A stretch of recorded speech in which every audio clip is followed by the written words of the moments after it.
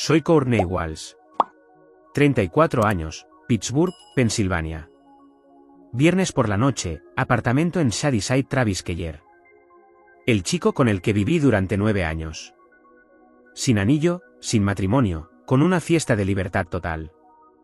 Altavoces a todo volumen, amigos gritando, champán descorchándose. Me entregó una maleta, $50 en efectivo y literalmente me empujó fuera mientras todos vitoreaban. Por fin soltera de nuevo, me subí a lo único que todavía estaba a mi nombre.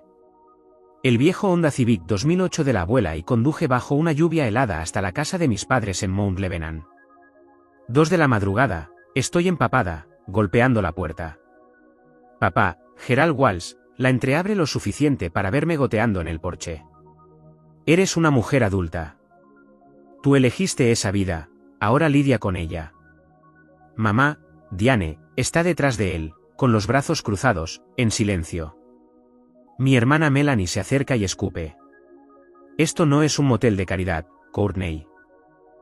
La puerta se cierra de golpe. El cerrojo suena. Me quedo allí en la nieve, con los dientes castañeteando, rebuscando en el bolsillo de mi abrigo cualquier cosa. Mis dedos tocan una tarjeta de débito plateada y rayada. La abuela Eleanor Nora Walsh me la dio hace 16 años con una pequeña nota dentro. Solo cuando realmente no tengas a nadie más, con amor. Me reí entre lágrimas congeladas, pensando que quizás quedarían $20 para una habitación barata. A la mañana siguiente, metí esa tarjeta en un cajero automático en la sucursal de Fifth Third en Menite Road. El cajero miró la pantalla, se puso blanco como un fantasma y dijo, «Señorita Walsh, por favor, pase a mi oficina ahora mismo». Entré. Giró el monitor hacia mí. Dejé de respirar. ¿Alguna vez te han dejado fuera las personas que se supone que te quieren sin importar nada? Deja un comentario y dímelo, leo cada uno de ellos.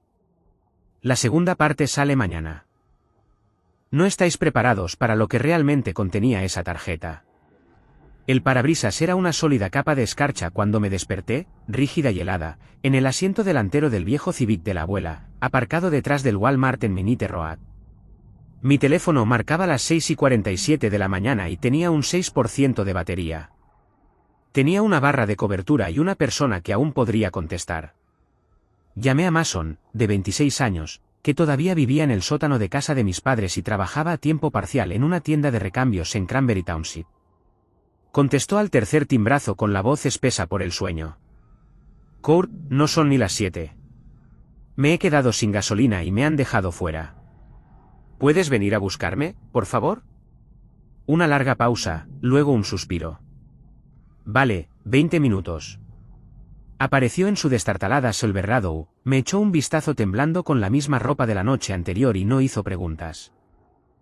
Me subí, con la calefacción a tope, y señalé hacia la sucursal de Fifth Third en Babcock Boulevard, a unas 4 millas de distancia. No le dije por qué íbamos al banco.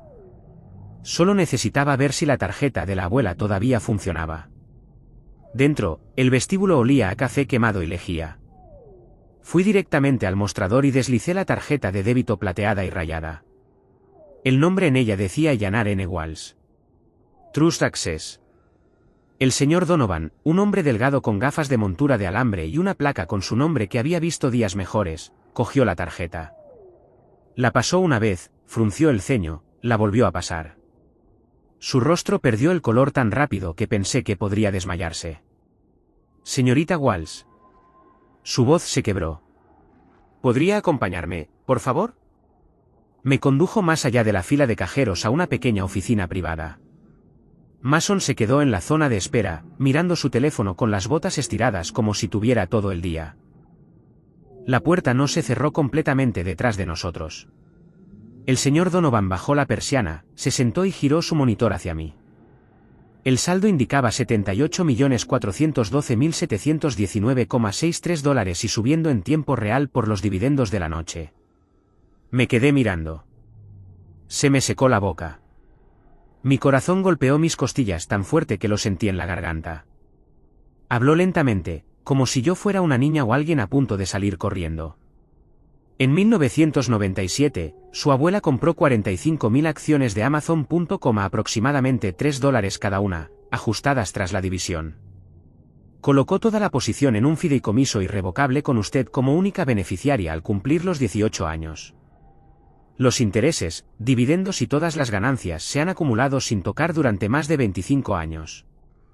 Esta tarjeta de débito está vinculada a una cuenta de liquidez alimentada directamente por el fideicomiso. Nunca se ha utilizado hasta hoy. No podía hablar. Seguía mirando el número. Detrás de la puerta entreabierta, Mason había dejado de mirar el teléfono. Estaba de pie ahora, con el teléfono bajado, la oreja inclinada hacia la rendija. Vi su reflejo en el cristal de un certificado bancario enmarcado en la pared. Tenía los ojos muy abiertos, la boca ligeramente abierta. El señor Donovan siguió hablando, en voz baja. Nadie más tiene acceso, ni sus padres, ni ningún hermano. La ley de Pensilvania y los términos del fideicomiso son férreos. El capital principal permanece bloqueado hasta que cumpla 55 años, pero la cuenta de liquidez se actualiza mensualmente. Podría retirar hasta $500,000 hoy sin que se genere ningún evento fiscal o notificación. La mano de Mason se movió lentamente hacia su bolsillo. Sacó su teléfono, los pulgares volando por la pantalla. Luego se deslizó hacia el letrero del baño, con la cabeza gacha y los hombros rígidos. Finalmente encontré mi voz. ¿Alguien más puede ver este saldo? Solo con su consentimiento por escrito o una orden judicial firmada por usted. El fideicomiso se estructuró de esa manera a propósito. Asentí, entumecida. El señor Donovan imprimió una sola hoja, solo el saldo, sin otros detalles, y la deslizó en un sobre. Lleve esto a cualquier asesor de patrimonio privado de su confianza. Y señorita Walsh, tenga cuidado a quien se lo cuenta. Salí con piernas que no sentía como mías. Mason ya se había ido. Su camioneta no estaba en el aparcamiento. Me quedé en el frío, con el sobre en el bolsillo, mirando el espacio vacío donde había estado aparcado 10 minutos antes. Mi hermano pequeño acababa de oírlo todo. Cogí un Uber directamente desde el aparcamiento del banco hasta el One Oxford Center en el centro. La oficina de Alexander Cohen estaba en el piso 22, todo cristal y acero y dinero silencioso. Su asistente me hizo pasar directamente. El propio Cohen tendría unos 60 años, barba canosa, traje caro, sin corbata. Me estrechó la mano, me indicó la silla de cuero frente a su escritorio y no perdió el tiempo en charlas triviales. Saqué el archivo del fideicomiso en el momento en que Fifth Third marcó el primer intento de retirada en 25 años, dijo, deslizándome una gruesa carpeta. Su abuela era mi cliente. Era hermética, Courtney. Disposiciones irrevocables para pródigos, cláusula de no impugnación, todo. Los tribunales de Pensilvania ya lo han confirmado en 3 ocasiones distintas. Tragué saliva. ¿3 veces? Asintió una vez. Sus padres presentaron peticiones en 2002, 2008 y de nuevo en 2014, alegando que Eleanor carecía de capacidad cuando lo ejecutó. Todos y cada uno de los jueces desestimaron los casos en cuestión de semanas. Los informes médicos del UPMC Shadyside eran abrumadores. Su abuela estuvo lúcida hasta el día de su muerte. Se me revolvió el estómago. Continuó. Después de la última desestimación, su padre intentó otra vía, solicitando la tutela sobre usted, argumentando personalmente que era financieramente inmadura. El juez se rió de él en el tribunal. Miré la carpeta como si pudiera morderme. Cohen se inclinó hacia adelante. En resumen, nadie toca un céntimo sin su firma. Ni sus padres, ni ningún hermano, ni un futuro cónyuge. El fideicomiso lo dice en mayúsculas. Mi teléfono empezó a vibrar sin parar en mi bolsillo. Lo saqué. 27 mensajes perdidos, todos de Mason. Vuelve a casa ahora. Mamá y papá necesitan hablar contigo. Es importante. Por favor. ¿Dónde estás? Miré a Cohen. Levantó una ceja. ¿Todo bien? Creo que mi familia acaba de enterarse. Exhaló por la nariz. Entonces probablemente deberías decidir cuánto quieres que sepan. Salí de la oficina 20 minutos después, agarrando una delgada unidad flash que contenía todos los documentos judiciales presentados contra el fideicomiso. El viaje en ascensor hacia abajo se sintió como una caída. Para cuando llegué a Mount Lebanon, la luz del porche estaba encendida y la puerta principal estaba entreabierta, algo que nunca sucedía en nuestra casa. La empujé más. Mamá me abrazó antes de que pudiera entrar, con los brazos alrededor de mi cuello, las lágrimas ya empapando mi hombro. Oh, cariño, estábamos tan preocupados. ¿Por qué no llamaste? Papá apareció detrás de ella, con los ojos enrojecidos y la voz suave. Dijimos cosas horribles anoche. Estábamos asustados y enfadados. Entra, cariño. Por favor. Melanie estaba al pie de las escaleras con pantalones de yoga y un maquillaje perfecto, los brazos abiertos como si fuéramos las mejores amigas perdidas hace mucho tiempo. Me siento fatal. Dejémoslo atrás, ¿vale? Me llevaron a la sala de estar como si estuviera hecha de cristal. Café recién hecho en la mesa, mi muffin de arándanos favorito todavía caliente. Mamá seguía tocándome el brazo, el pelo, como si necesitara pruebas de que era real. Papá se sentó frente a mí, con las manos entrelazadas. Mason nos contó todo lo del banco. Courtney, no teníamos ni idea de que la abuela Nora hiciera algo tan grande por ti. Mamá se secó los ojos con un pañuelo. Todos estos años, pensamos que se había gastado todo en facturas médicas. Estábamos equivocados. Melanie se acercó más en el sofá. Somos una familia. Nos mantenemos unidos pase lo que pase. ¿Verdad? Papá sacó una pila gruesa de papeles encuadernados en azul de una carpeta de Manila. Lo colocó suavemente frente a mí. Hicimos que nuestro abogado redactara esto hoy, dijo, con la voz tranquila, casi tierna. Es un poder notarial limitado solo para las cuentas financieras. Tú sigues siendo la propietaria al 100%, pero nos dejas ayudarte a gestionarlo. Inversiones, impuestos, asuntos legales. Ese tipo de dinero es complicado, cariño. No deberías llevarlo sola. Mamá asintió con entusiasmo. Solo queremos protegerte. Melanie sonrió, con los ojos brillantes. Piénsalo como un trabajo en equipo. Organizaremos reuniones familiares, decidiremos juntos dónde el dinero puede hacer el mayor bien. Pasé la primera página. El documento se titulaba Cesión irrevocable de interés beneficiario y nombramiento de cofideicomisario. Página tras página de jerga legal que básicamente entregaba el control a una nueva junta familiar, con mi padre como presidente. Mi pulso martilleaba en mis oídos. Levanté la vista. La expresión de papá era de pura preocupación. Es solo papeleo, Kurt. Tú firmas, lo presentamos y nadie tendrá que preocuparse nunca más. Mamá se acercó y me apretó la mano. Te queremos. Eso es todo. Melanie añadió en un susurro. Estamos muy orgullosos de ti. La habitación olía a café y arándanos y a algo podrido por debajo. Cerré la carpeta. Todas las alarmas de mi cuerpo estaban sonando. Salí de la oficina de Cohen con la carpeta bajo el brazo y conduje directamente de vuelta a Mount Lebanon. La puerta principal se abrió antes de que apagara el motor. Mamá me hizo señas para que entrara como si volviera de la guerra. Esa noche, comimos pastel de carne y puré de patatas en la mesa del comedor que no habíamos usado desde la Navidad de 2003. Papá sirvió vino para todos excepto para Mason, que bebía una Coca-Cola y miraba su plato. Melanie no paraba de rellenarme la copa y de llamarme hermana cada 3 frases. A la mañana siguiente, mamá hizo tortitas con forma de corazón. Papá me mostró hojas de cálculo en su portátil, con tinta roja por todas partes. Walsan Sons Construcción perdía dinero desde los cierres de 2020. Los préstamos pendientes en el PNC Bank ascendían a 4,8 millones. Solo los intereses se comían $30,000 al mes.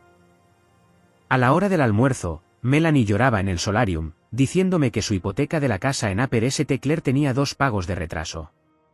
Su marido había amenazado con irse si la perdían. Nos estamos ahogando, Courtney. La abuela querría que nos mantuviéramos unidos. Cada comida durante 3 días seguidos siguió el mismo guión. Se turnaban. Papá con las cifras del negocio. Mamá con los chantajes emocionales sobre la memoria de la abuela Nora. Melanie con las lágrimas y los abrazos. El documento con la cubierta azul estaba sobre la mesa de centro como un centro de mesa, con un bolígrafo colocado pulcramente encima.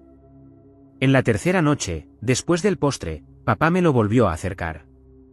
Solo firma, cariño. Nosotros nos encargaremos de todo.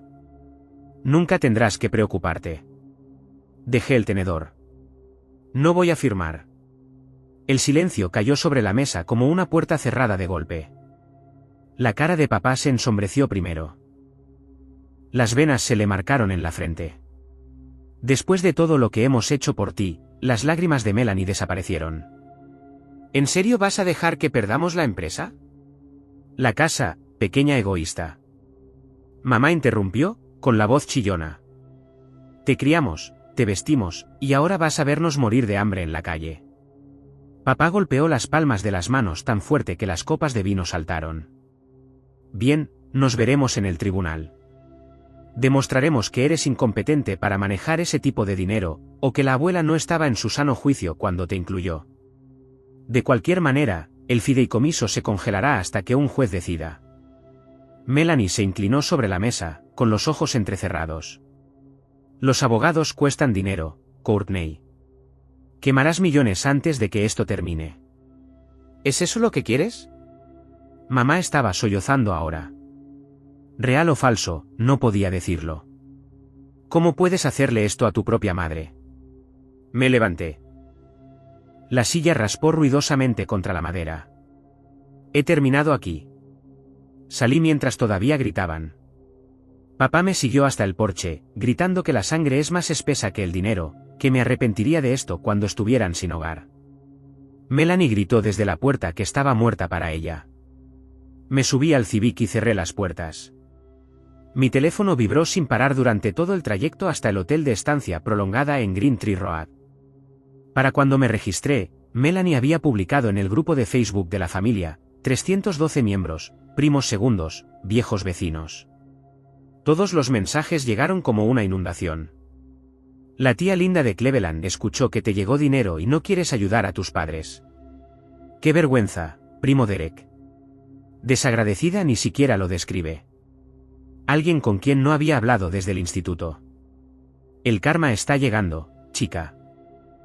Números desconocidos empezaron a enviar capturas de pantalla de la publicación de Facebook con emojis de risa y las palabras rica perra una y otra vez. Puse el teléfono boca abajo y miré el techo del hotel. 3 días de bombardeo de amor se habían convertido en puro veneno en el segundo en que me negué a entregar el control. Bloqueé todos los números de la familia que reconocí y pedí patatas fritas al servicio de habitaciones que no comí. La guerra había comenzado oficialmente. El sobre de FedEx aterrizó en el escritorio de mi suite de estancia prolongada como un ladrillo. Alexander Cohen lo había enviado por mensajería urgente desde el One Oxford Center con un solo post-it, liberación total firmada. Todo lo que antes teníamos prohibido mostrarte ahora es tuyo. Cerré la puerta, apagué las luces, excepto una lámpara, y abrí el paquete. Cientos de páginas se derramaron, alegatos judiciales, registros de facturación, correspondencia, informes médicos, incluso notas manuscritas de hace 15 años. Cada documento llevaba el mismo encabezado en negrita, In re Eleanor N. Walls, fideicomiso irrevocable. La primera bomba fue un registro de llamadas fechado la misma noche en que Mason huyó del banco. 9:14 de la noche, llamada saliente desde el móvil de Gerald Walls a Burger & Klein LLP. Duración 47 minutos. Entrada de facturación, consulta de emergencia. Reactivación inmediata de la impugnación del fideicomiso Walls. El cliente informa que la beneficiaria ha accedido a los fondos. Sentí que se me helaba la sangre. Siguiente carpeta. 2002 Tribunal de Huérfanos del Condado de Allegheny. Gerald y Diane Walls contra el patrimonio de Eleanor N. Walls.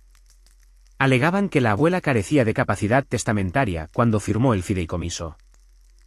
Adjuntaron una única declaración jurada de un médico que la había visto una vez por un esguince de muñeca.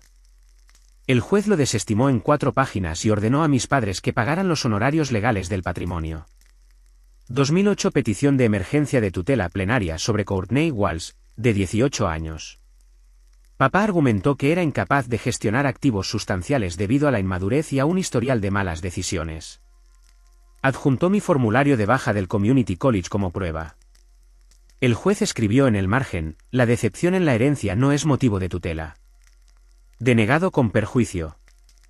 2014. Otro desafío de capacidad, esta vez con un psiquiatra pagado que diagnosticó a la abuela con un deterioro cognitivo moderado basado en una llamada telefónica de 15 minutos. Ese mismo médico entregó su licencia 2 años después de que la Junta Estatal descubriera que había fabricado informes en otros 6 casos de herencia. Moción denegada, sanciones amenazadas. Luego llegó la nueva presentación, todavía caliente, de la impresora. 4 días después de mi visita a Fifth Third, papá transfirió $250.000 del último préstamo para equipos de la empresa en el Citizens Bank a Burger & Klein con la nota de anticipo de honorarios intervención del fideicomiso familiar Walsh Fase 2. 2 días después, otros $300.000 fueron a Reed & Langford en Filadelfia, un bufete de abogados de primera categoría especializado en complejas disputas de patrimonio familiar.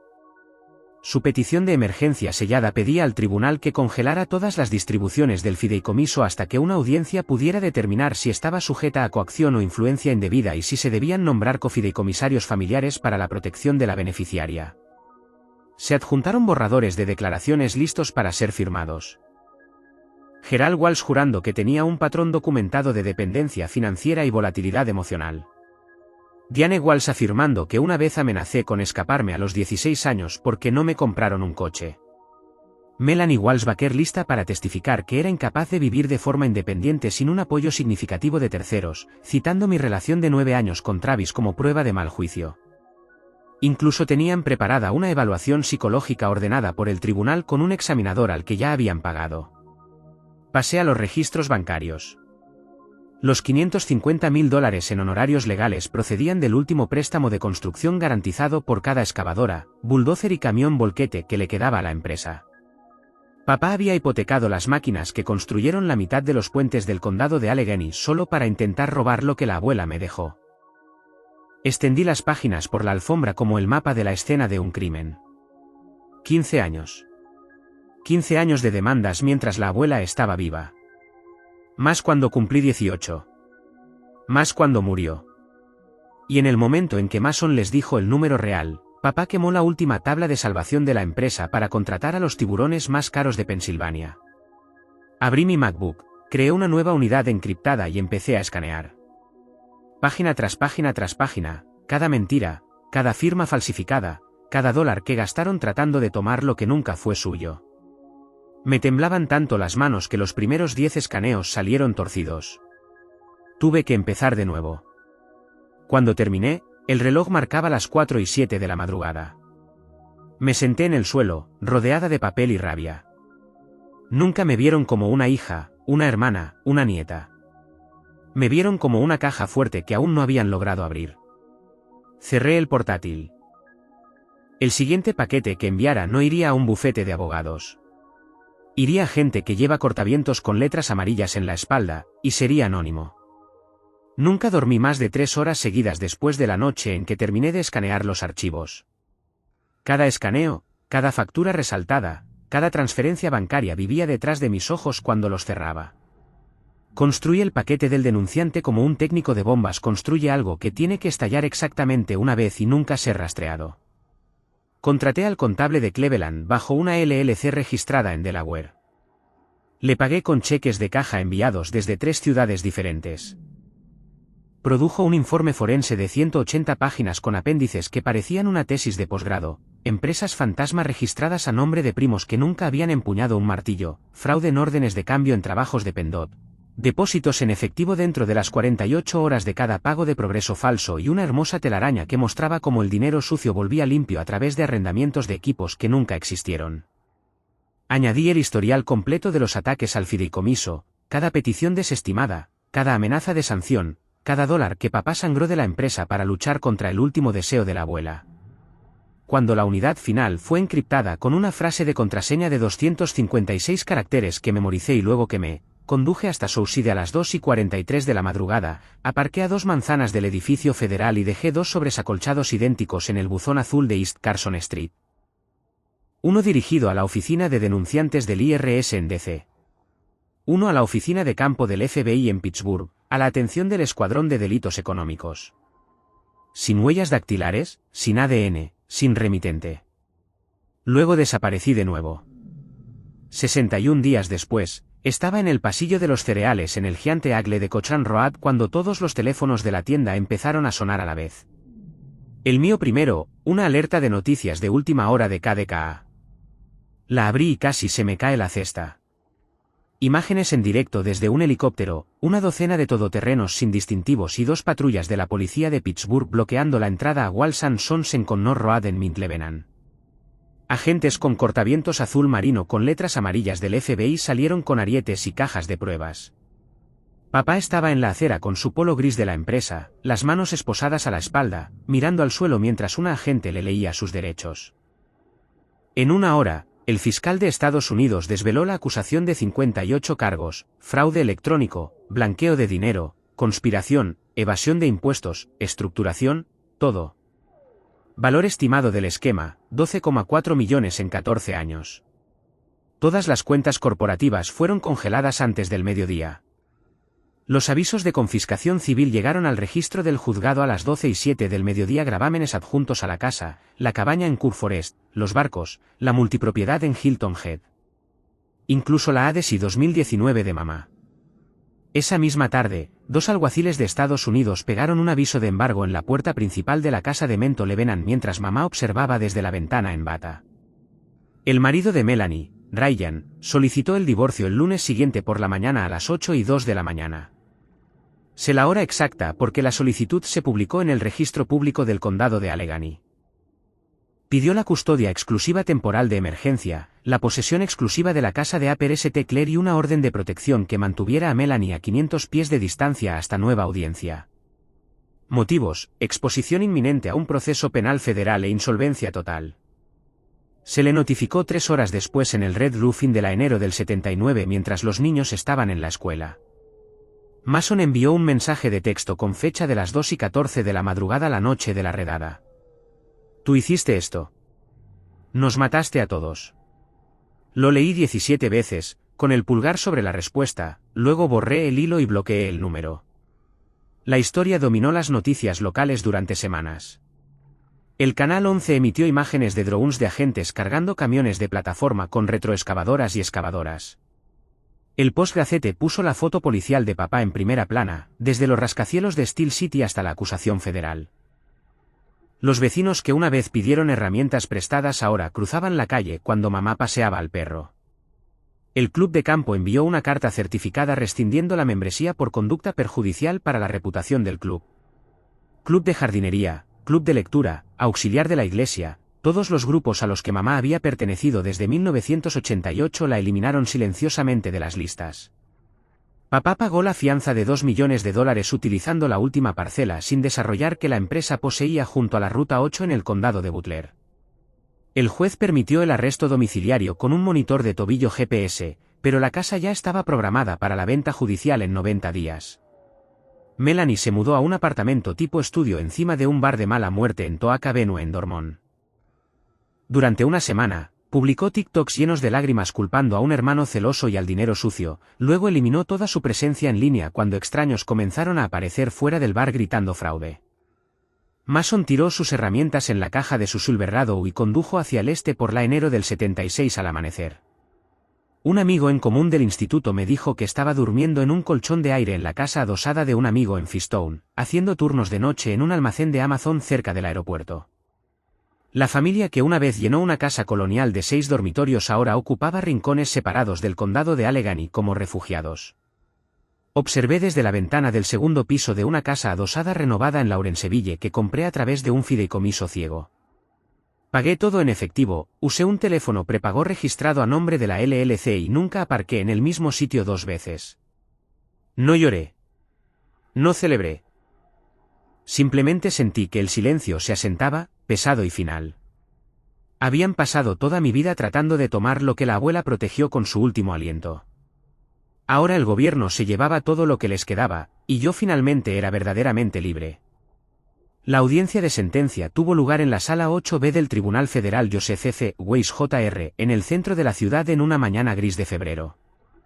Me senté en la última fila, con el pelo teñido de oscuro, usando gafas que no necesitaba. El cuello del abrigo subido. Nadie me reconoció. Papá entró con un traje azul marino que le quedaba holgado, ahora con las manos esposadas al frente, flanqueado por 2 alguaciles. Había perdido 30 libras desde la redada. Cuando el juez le preguntó si deseaba hablar, solo negó con la cabeza. El fiscal recitó el recuento final. 12,4 millones blanqueados, 4,1 millones en pérdidas fiscales, 58 cargos. El juez miró por encima de sus gafas y dictó la sentencia: 96 meses en una prisión federal que se cumplirán en FC y Loreto, seguidos de 3 años de libertad supervisada, una restitución de 9,88 millones de dólares y la confiscación de todos los activos restantes. El mazo cayó. Papá nunca miró hacia atrás a la galería. Los papeles de liquidación del capítulo 7 para Walsan Sons Construction se presentaron la misma semana. El síndico de la quiebra subastó todo, las últimas 3 excavadoras, los muebles de oficina, incluso las fotos enmarcadas de los puentes que papá solía colgar en el vestíbulo. La casa de Mentlevenan se vendió en subasta judicial por una miseria a un inversor que la revendió 6 meses después. Mamá y Melanie terminaron en un apartamento de una habitación en Monolly Manor Apartments junto a la Ruta 22 en Monroeville, a 20 minutos al este de la ciudad. El complejo se encontraba detrás de un Sears y un Dollar Tree, con las ventanas orientadas a la autopista de peaje. Mamá se quedó con el dormitorio. Melanie dormía en un sofá-cama que olía a cigarrillos viejos. Durante meses, Melanie alternó números de teléfono desechables. Primero llegaron los mensajes de texto suplicantes. Courtney, por favor, el abogado de la apelación necesita otros 15.000 de anticipo. Soy tu hermana. La sangre no deja de ser sangre. Luego el tono cambió. Arderás en el infierno por esto. Le voy a decir a todos los reporteros que pagaste a los federales para destruirnos. Sé dónde vives. Bloqueé cada nuevo número en el momento en que apareció. El último llegó de un código de área 412 a las 3:07 de la madrugada. Un solo memo de voz de ella llorando, llamándome todos los nombres que se le ocurrieron antes de que el mensaje se cortara a los 60 segundos. Mason se mudó permanentemente a Filadelfia. Consiguió un trabajo gestionando el inventario de un distribuidor de suministros médicos en el noreste de Filadelfia y alquiló un estudio cerca de Frankfurt y Cotman. La única vez que nos comunicamos fue cuando necesitó mi firma en algún antiguo documento fiscal conjunto que el IRS todavía quería. Sus correos electrónicos tenían 3 líneas: sin saludo, sin despedida. Nunca mencionó a papá, mamá, Melanie o el dinero. Mantuve mi casa adosada en Lawrenceville, pero también compré una segunda propiedad bajo una LLC diferente, un tranquilo dúplex de ladrillo en Bloomfield, donde nadie hacía preguntas. Pagué en efectivo, aparqué en el callejón y aprendí a vivir sin dejar rastro. Mamá lo intentó una vez. Una carta escrita a mano enviada a través de la oficina de Cohen. 8 páginas de versículos bíblicos y frases subrayadas sobre el perdón y la familia. ¿Y qué pensaría la abuela Nora? La leí una vez, la doblé en un cuadrado y la dejé caer en la chimenea. El registro de visitantes de la prisión de FC y Loreto permaneció mayormente vacío. Papá recibió correo de algunos viejos proveedores y de un amigo del instituto que todavía creía que le habían tendido una trampa. Mamá lo visitaba 2 veces al mes, conduciendo las 2 horas y media de ida y vuelta en un Corolla de 2009 que compró en Craigslist. Melanie nunca fue, le dijo al Pittsburgh Tribune Review en una cita anónima que algunas hijas destruyen a sus padres por deporte. Leí el artículo en mi teléfono mientras tomaba café en mi porche trasero. No sentí nada. 11 meses después del mazo, las apelaciones se agotaron. Los activos se habían ido. Y las personas que una vez llenaron una casa de 6 dormitorios con ruido ahora vivían en silencios separados que ellos mismos habían construido. Todavía tenía el fideicomiso. Todavía tenía la tarjeta de la abuela en mi cartera. Todavía tenía una vida que nunca volverían a tocar. La historia había terminado para ellos. Para mí, solo acababa de empezar. La nieve empezó a caer en el momento en que salí del Uber en la entrada del cementerio de Allegheny. El mismo tipo de copos húmedos y pesados que me habían empapado la noche en que cerraron la puerta. 18 meses después, caminé sola por el sendero familiar, con las botas crujiendo sobre la capa fresca hasta que llegué a la sencilla lápida de granito. Eleanor Nora Walsh, 1938 a 2018. Amada abuela. Me arrodillé, quité la nieve de la base y dejé un pequeño ramo de rosas blancas. El viento me mordía las mejillas, pero ya no sentía frío. La abuela lo había visto venir todo. Había visto a su propio hijo intentar desangrarla mientras aún respiraba. Le había visto enseñar a sus hijos que el amor tenía un precio. Y en lugar de darles otra oportunidad de robar, construyó un muro de abogados, jueces y papel blindado que solo yo podía atravesar. Porque sabía que yo era la única que nunca pidió un céntimo. Me levanté y miré por encima de las colinas de lápidas hacia el horizonte de la ciudad en la distancia. En el último año y medio, había formado silenciosamente Walsh Housing Partners LLC a través de una serie de fideicomisos ciegos y colocaciones privadas. La empresa compró 3 edificios de apartamentos de ladrillo deteriorados en East Liberty y Garfield, los renovó con mano de obra sindical y ahora alquila unidades limpias y seguras de 2 y 3 dormitorios a madres solteras un 30% por debajo del precio de mercado. 78 familias viven allí porque las acciones de Amazon de la abuela de 1997 siguieron creciendo mientras nadie miraba. El fondo de becas Eleanor N. Walsh, administrado a través de la Fundación de Pittsburgh, ya había enviado a 42 hijos de familias de trabajadores del acero y de servicios a Pitt, CMU y el Community College del condado de Allegheny. Beca completa, sin préstamos. Cada beneficiario recibió una carta escrita a mano en el mismo papel de carta que solía usar la abuela. La educación es lo único que nadie puede embargar. Todavía vivía de forma sencilla. Un condominio de 2 dormitorios en Bloomfield con suelos de madera y un pequeño balcón con vistas a Liberty Avenue. Una perra mestiza rescatada llamada Penny. Plantas en todos los alféizares. Cocinaba la cena la mayoría de las noches, leía libros de verdad y dormía sin pesadillas por primera vez en años. Ya no tenía un padre cumpliendo 8 años de calendario en Loreto. Ya no tenía una madre compartiendo un apartamento de una habitación en Monroeville. Ya no tenía una hermana que cambiaba de números de teléfono desechables como de ropa interior.